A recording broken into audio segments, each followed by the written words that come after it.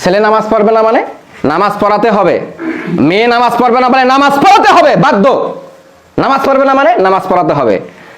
আমার আলোচনা আর একটু বিষয় আছে, আমি ওইদিকে যাচ্ছি, আলোচনা সংক্ষেপ করে নিচ্ছি। আল্লাহ তাআলা যেন সবাইকে নামাজি বানিয়ে দেয়, জোরে পড়েন আমিন।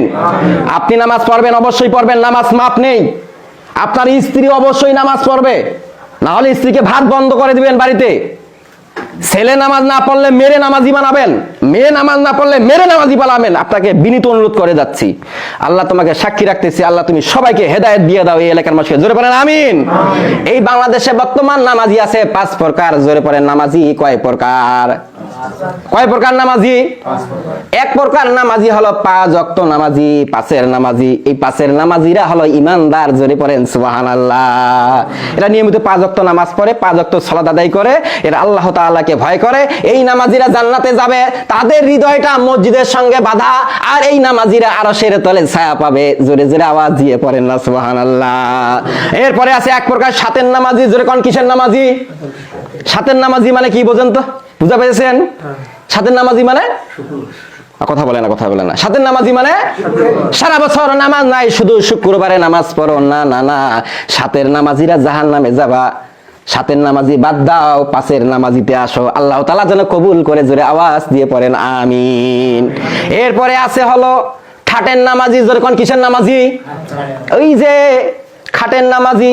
খাটের নামাজি বোঝেন? ওই যে লাশ কাঁধে নিয়ে যখন খাট নিয়ে যায়, কিসের নামাজি? কি নামাজি? জোরে কোন?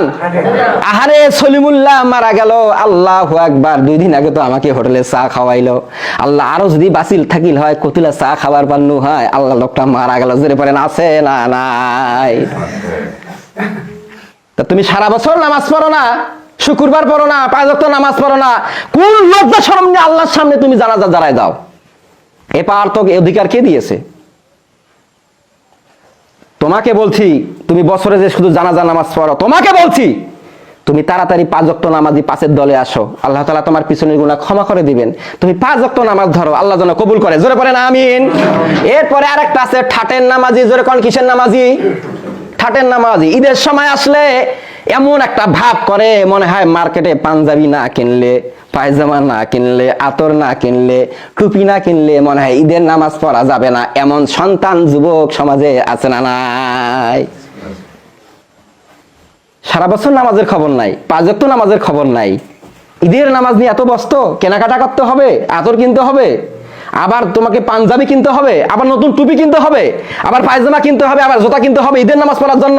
এই ঠাটের নামাজি তুমি ভণ্ডামি বাদ দাও, বাদ দিয়ে তুমি 5 ওয়াক্ত নামাজি হও, আল্লাহ যেন কবুল করে, জোরে পড়েন আমিন। এরপরে একটা আছে ভোটের নামাজি, জোরে পড়েন কিসের নামাজি? ভোটের নামাজি বোঝেন? নামাজ পড়ে না 5 ওয়াক্ত,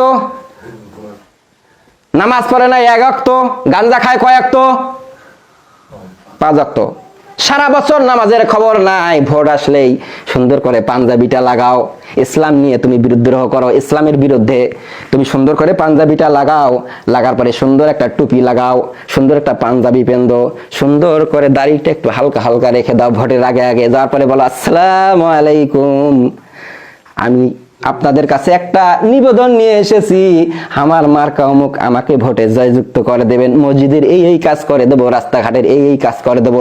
এরকম ভণ্ড নামাজি সমাজের ভিতরে আছে না নাই? দলবল নিয়ে যখন হাজির মোড়ে আসে, দলবল নিয়ে যখন বেলতলিতে আসে, দলবল নিয়ে যখন ঘুরাতলিতে আসে, তখন আজান দেয়, বাধ্য হয়ে চাপে পড়ে, সুন্দর করে বিনা উজুতে নামাজ পড়ে, এমন ভণ্ড নেতা আছে না নাই? তোমার সারা বছর খবর নাই, ভোটের সময় নামাজ, খালি কবরে যাও, পিটিয়ে তোমাকে সোজা করে দেবে আল্লাহ। তোমাকে সাবধান করে দিচ্ছি, এই ভিডিও তো চলে যাবে কিছুদিনের মধ্যে সারা বাংলাদেশে। যারা বেনামাজি নেতা আছো, তুমি 5 ওয়াক্ত নামাজে এখনই আসো, এখনই আসো তওবা করে। তোমার জন্য পিছনের দরজা আল্লাহ খুলে রেখে দিয়েছেন, পিছনের সব গুনাহ খাতা তোমার মাফ হয়ে যাবে। তুমি 5 ওয়াক্ত নামাজের দলে আসো, আল্লাহ যেন কবুল করে, জোরে পড়েন আমিন।